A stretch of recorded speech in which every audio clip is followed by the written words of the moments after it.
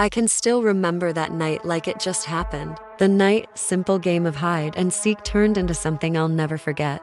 It was early October. The air was crisp, and my siblings and I were visiting our mom at her apartment. She lived in a rough part of town, the kind of neighborhood where the streets felt too quiet even when people were around. Her building sat right beside a long, dim alleyway that most people avoided after dark. Despite that, visiting her always felt warm and familiar. Her apartment was small but cozy, filled with little knickknacks and that soft, comforting smell that reminded me of family dinners. That night, we were excited not just to see Mom, but to play with our neighbors' kids, Zach and Kai Kai. Since Halloween was just around the corner, Zach suggested we play hide and seek outside, in the dark. It sounded thrilling, the perfect October adventure. By 9 o'clock, we all slipped out of our rooms and met in the parking lot under the orange streetlights. The air was cool, and the shadows stretched long across the pavement. We did the classic bubblegum in a dish chant to pick the seeker, and Zach was chosen. As he counted,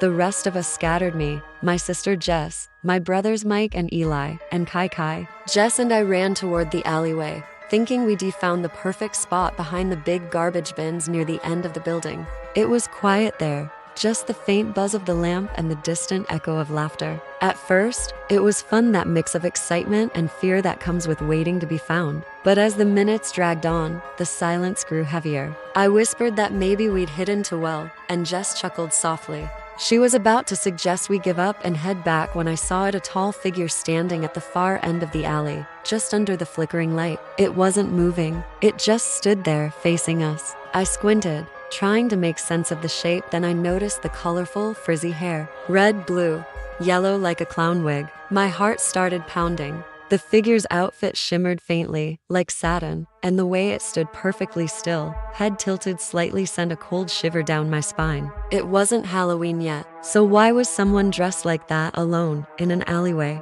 Jess grabbed my arm and whispered that we needed to leave. We slipped back toward the parking lot, walking fast but trying not to run. When we found Mike and Kai Kai, we told them what we'd seen. They didn't believe us, not until we pointed down the alley.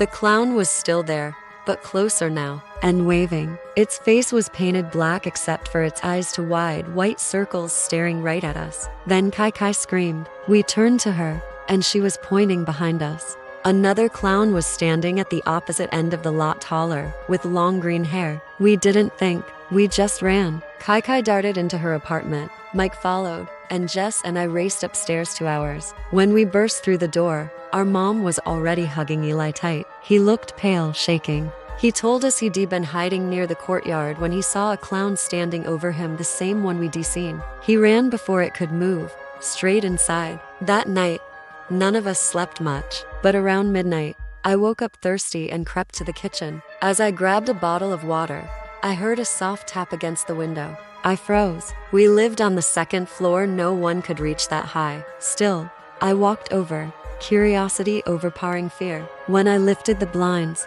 my heart nearly stopped. The same clown was staring at me through the glass, its pale eyes wide and unblinking. I screamed. My mom came running, but when she looked, it was gone. She believed me though. She locked every window and sat up the rest of the night beside us. I never played hide and seek in the dark again after that. Even now, years later, I can't walk past an alleyway without feeling like someone's standing just beyond the light, watching, waiting, and smiling.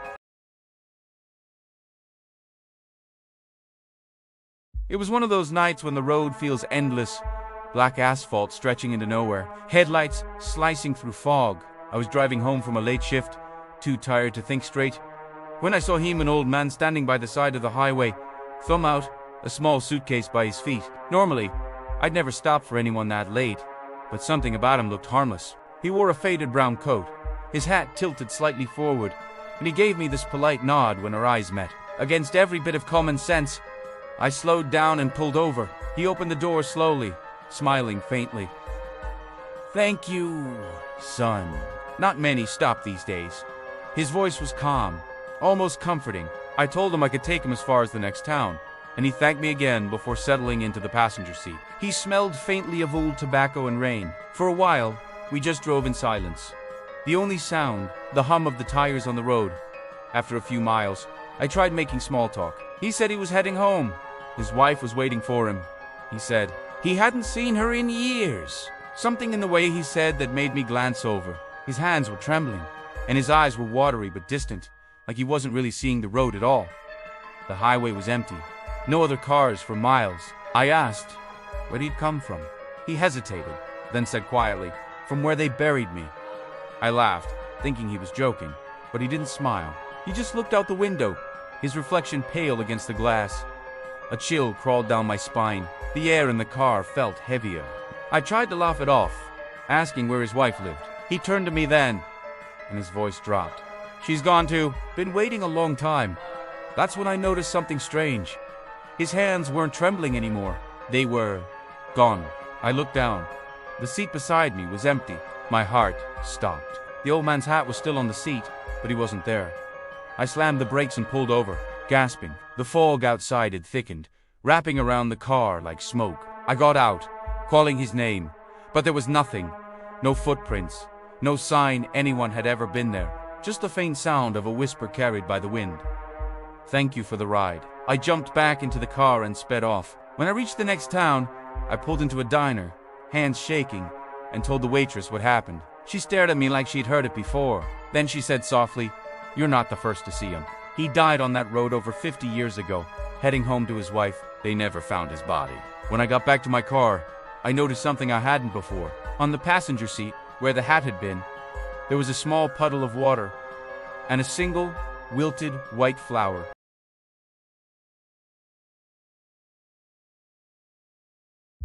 There was an old rundown house across from our school that every kid whispered about, but no one dared to go near.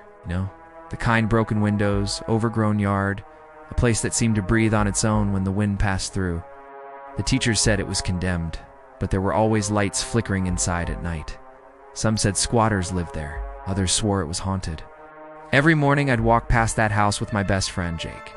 We'd make jokes to hide the unease, daring each other to peek through the fence. But there was something off about the place, like it was watching us. Sometimes I could swear the curtains moved when no one was near. One morning, Jake nudged me and said he saw someone in the window. I laughed, brushed it off, and told him he was seeing things. But when I looked up, I saw it too. A pale face, staring down from the second floor, pressed against the glass. It wasn't moving, just watching. That night, we couldn't stop talking about it. Curiosity got the better of us, and we made the worst decision of our lives. We decided to sneak inside after dark. Around 8 p.m., when the streets were empty and the streetlights buzzed faintly, we met by the gate. The air was colder than usual, and the sky looked unnaturally dark. We climbed through a gap in the fence, flashlights trembling in our hands. The front door was slightly open, as if waiting. Inside, the air was thick, stale. It smelled like mold and something metallic. The walls were covered in peeling wallpaper, the kind that might have been beautiful decades ago. Our footsteps echoed too loud in the silence. Then Jake stopped. "Do you hear that?" he whispered. At first I didn't. Then I did a faint sound, like whispering, coming from upstairs. We followed the noise to the staircase. Each step groaned under our weight. When we reached the landing, the whispers stopped.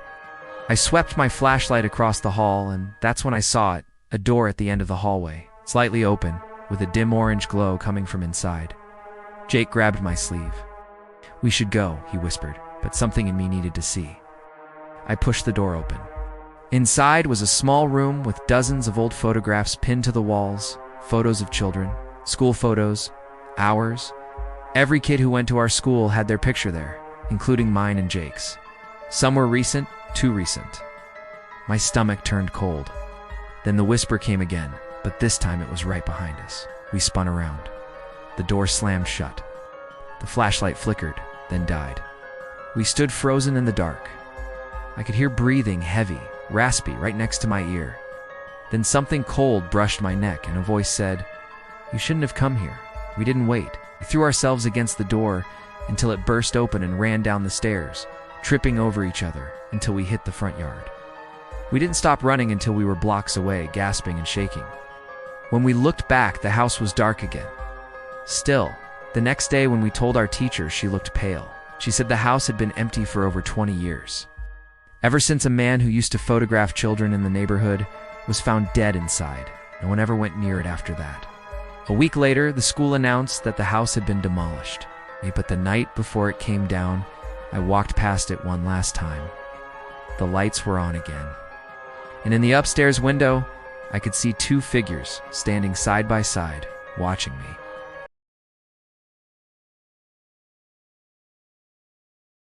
I met him online, like most people do these days. His profile looked normal, a little shy, kind of awkward, but genuine. He liked books, dogs, and late-night walks. We messaged for weeks before deciding to meet in person. Nothing about him seemed off at first. He was polite, attentive, always asked how my day was, the kind of person who made you feel seen. But sometimes, his messages would show up in the middle of the night.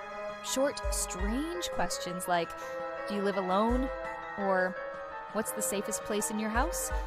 When I'd ask what he meant, he'd laugh it off, saying he was just tired. We met at a small diner on the edge of town. He looked exactly like his pictures, but there was something different about his eyes. Darker somehow, like he hadn't slept in days. He didn't eat much, just stirred his coffee and kept asking about my schedule. When I said I worked from home, he smiled too wide and said, "That must make things easy." I remember feeling a chill then, but I told myself I was overthinking it. After dinner, he offered to walk me to my car. It was dark and the parking lot was mostly empty, so I agreed. When we reached my car, he stopped walking. He didn't say goodbye, he just stood there staring at me as I unlocked the door. His face looked blank, like someone had flipped a switch and turned him off. I got in quickly, locked the doors, and drove away. The next morning, I woke up to a message from an unknown number. It said, "You forgot your smile." Attached was a photo of me, taken through my living room window. My heart stopped. I ran to the blinds, but no one was outside. I called the police, but there wasn't much they could do. The number was untraceable. I deleted the app that night and changed my number. For weeks, I slept with the lights on. Then one evening, I came home to find a single rose taped to my front door. No note, just the flower. I moved out 2 days later.